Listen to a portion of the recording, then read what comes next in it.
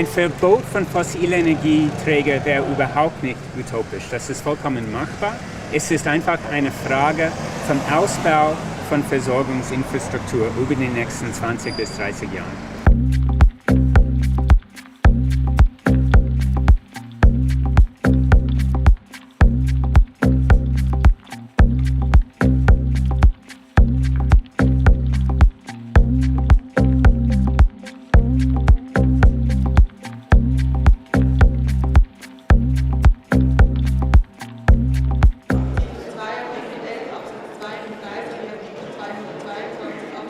Die Gletscherinitiative ist ein frommer Gedanke.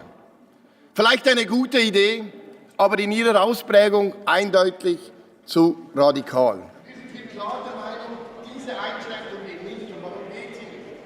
Weil wir den Grundsatz